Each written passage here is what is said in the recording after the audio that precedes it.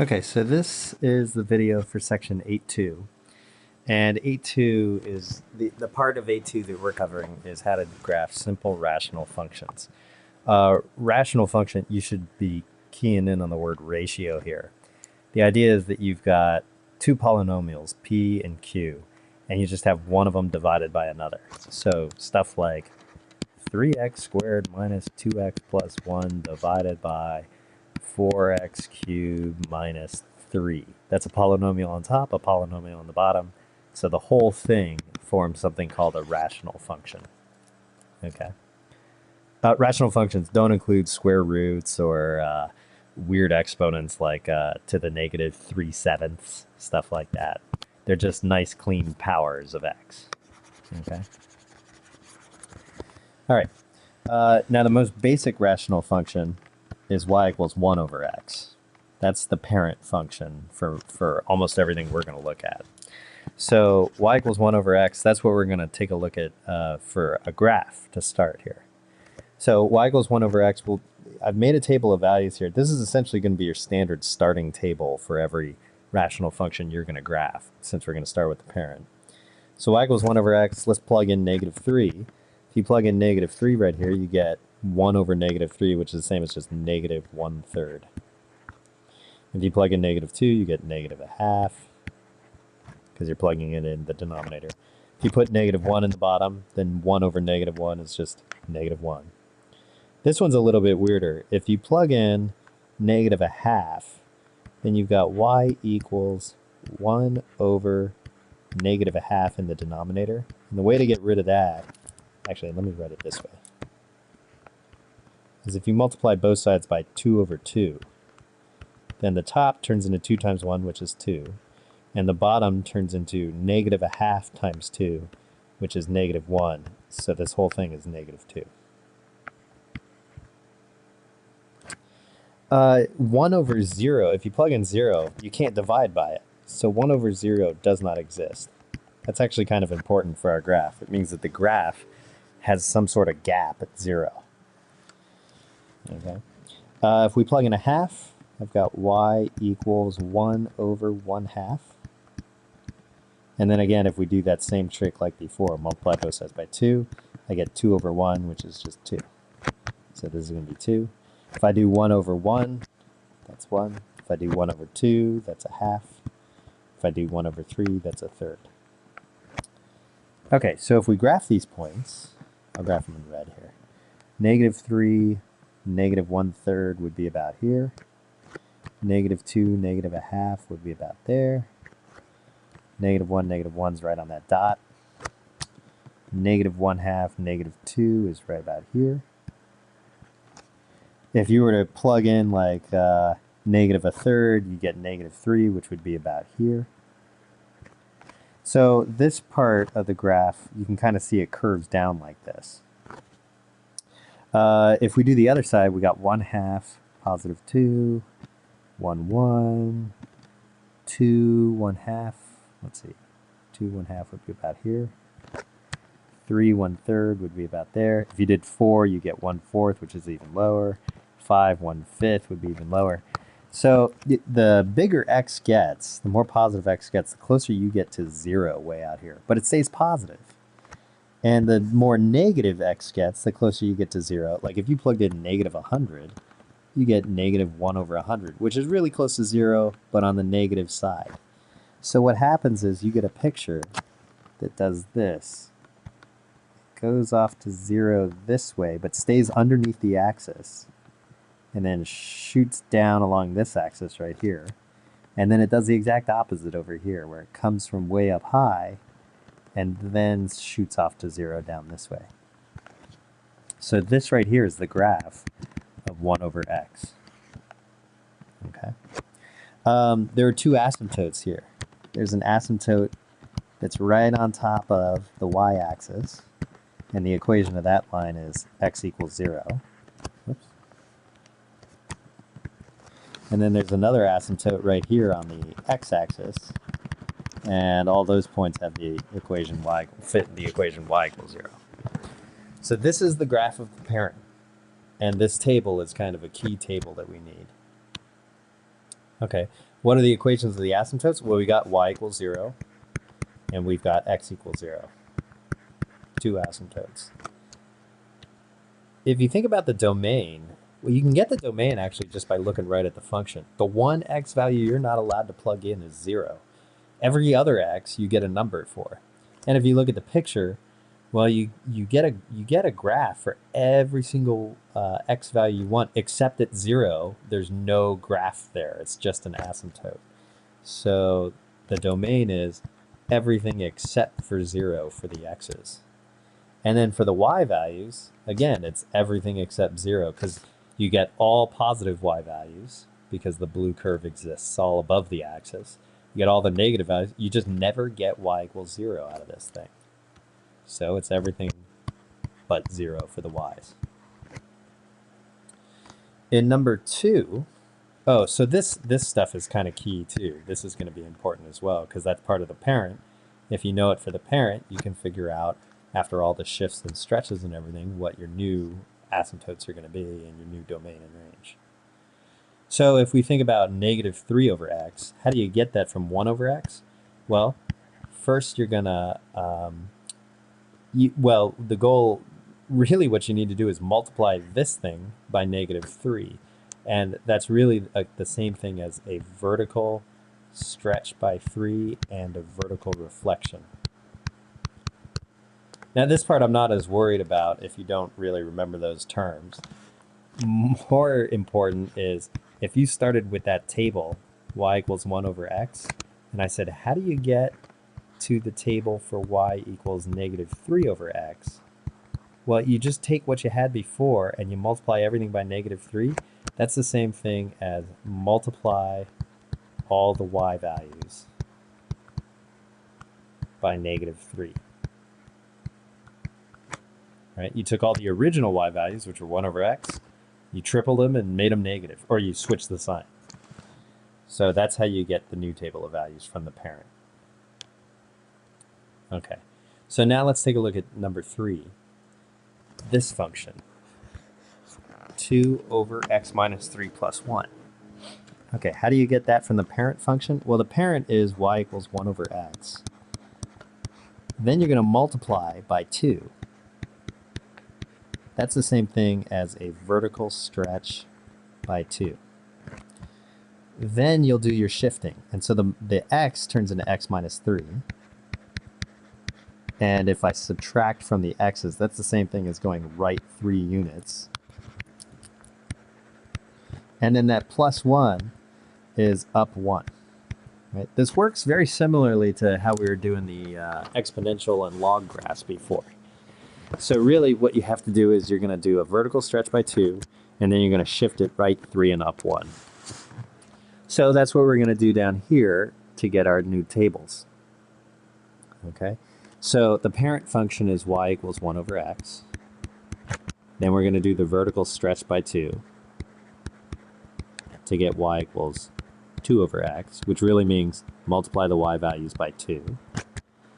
And then we're going to shift, what did I say, 3 to the right and 1 up, which means that we're going to add 3 to the x's and add 1 to the y's. So let's fill in our chart for 1 over x, and this is the same chart that we used in number 1. So if I plug in negative 3, I get negative a third. If I plug in negative 2, I get negative a half. If I plug in negative 1, I get negative 1. Remember, if you plug in negative a half down here, then you actually get negative 2 for 1 over negative a half. If you plug in 0, well, you can't divide by 0, so 1 over 0 does not exist. 1 over 1/2 is 2, 1 over 1 is 1, 1 over 2 is a half, 1 over 3 is a third. And then let's fill in asymptote, domain, and range. So remember from the original, way up here, the asymptotes were x equals 0 and y equals 0. The domain was everything except 0 for the x's, and the range was everything except y equals 0. Okay, so now I need to double my y values to get the next chart. Well, the x's all stay the same.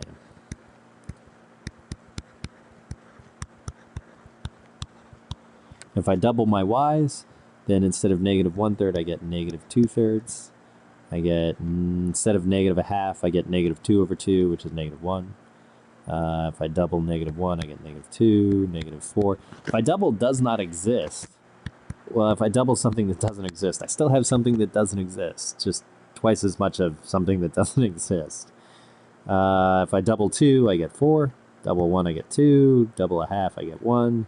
And then 2/3 down here. The x's shouldn't change because I didn't do anything to those, so these guys stay the same.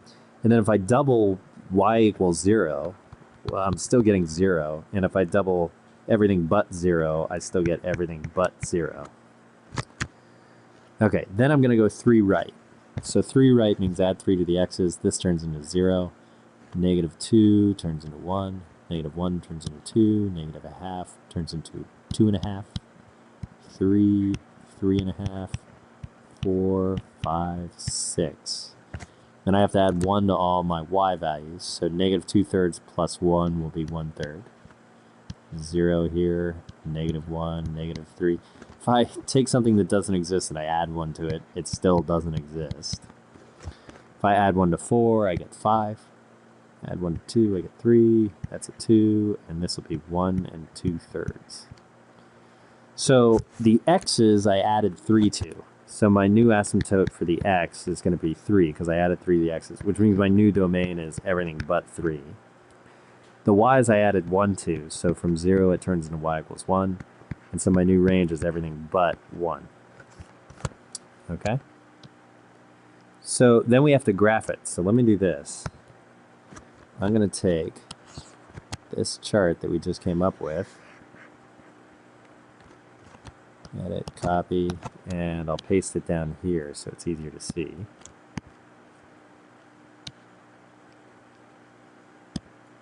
Right there. Whoop. Let me select that and move it up.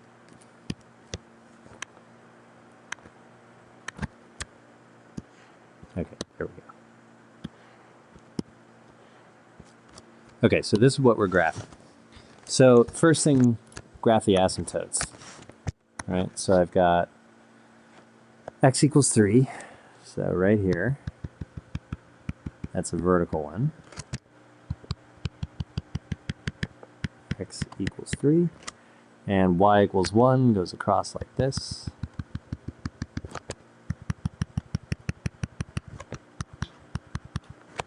And then we just plot our points. So 0, 1/3. 0, 1/3 is pretty low, like right about there. 1, 0, right there. 2, negative 1, right here.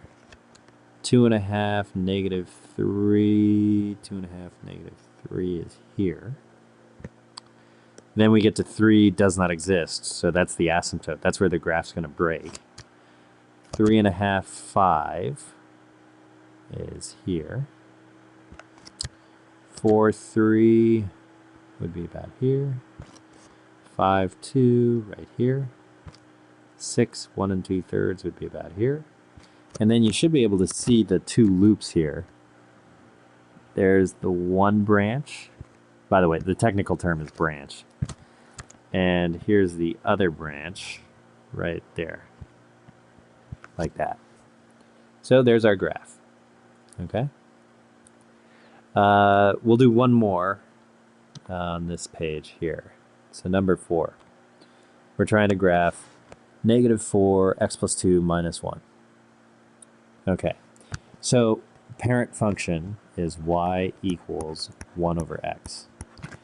And then to get the next chart, the next chart's going to be for negative 4 over x. And that's the same thing as a vertical stretch by 4 with a vertical reflection. But really the key here is you're going to multiply the y's by negative 4. And then to get the final chart, we're going to go, notice it's x plus 2. So that's left 2 units. And then the minus 1 here would be down 1. So this is going to be y equals negative 4 over x plus 2, all minus 1. So in order to go left 2, that's subtract 2 from the x's, and down 1, subtract 1 from the y's. Okay, So let's plug in our points. Now this chart is always the same for the parent function. So -1/3. And the more you do of these, the quicker you get. -1/2, -1, -2. Does not exist. 2, 1, 1/2, 1/3. Okay, asymptote, that's x equals 0 and y equals 0. Domain was everything but 0. Range was everything but 0 for the y's. Okay, then I need to multiply all my y's by -4. Okay, so the x's don't change. So I'm just rewriting all the x's exactly as they were. And then the y's are all multiplied by -4. So -1/3 times -4 is 4/3, which is the same as 1 1/3. -1/2 times 4 turns into +2. -1 times -4 will be 4. -2 times -4 will be 8. Does not exist, stays does not exist. 2 times -4 is -8. 1 times -4, 1/2 times -4, and 1/3 times -4 is -4/3, which is -1 1/3. And then I'm going to go left 2, so I got to subtract 2 from all my x's. So -5, -4, -3, -2 and 1/2, -2, -1 1/2. 1 minus 2 is -1. 0, 3 minus 2 is 1. And then if I subtract 1 from all the y's, I get 1/3 here, 1 there, 3 there, 7 does not exist. -8 minus 1 is -9, -5, -3, and -2 and 1/3. Okay. So right here, in order to get the middle chart, we had to multiply all the y's by -4. Well, that doesn't do anything to the x's. And really, since the y's are based on 0, multiplying by anything doesn't really change the y's either. So this one's the same. Really, the only time you're going to have to worry about changing these values is when you do the shifts, the left 2, down 1. So left 2 means the x's all went down by 2. So that affects our x asymptote and domain. And then the y's went down 1. So that affects the y asymptote and the range. And then we want to graph this last part here. So I'll cut and paste that so you can see it on the screen. Edit, copy, and just paste it over here. And let me move it, hopefully quicker this time. All right, there we go. Okay, so let's graph the asymptotes first. So that's x equals -2, which is the vertical one. Make sure you don't accidentally switch which one's vertical, which one's horizontal, because if you do, then your graph will end up crossing these things all the time. Y equals -1, so this one's x equals -2. Y equals -1, going across like this.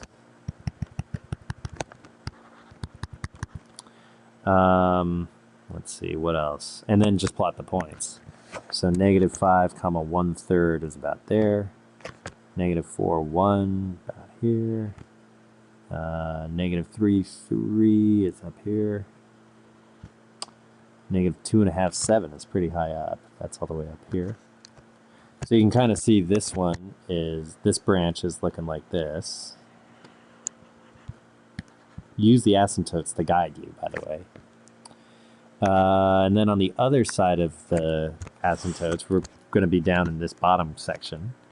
So let's see, -2, we don't get any point. So -1 1/2, we have -9, which is actually a little bit off the graph here. -1 goes with -5 right here. 0, -3. 1, -2, and 1/3 is just below -2 here.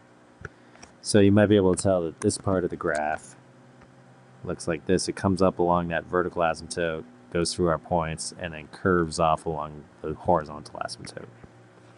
So there's that graph.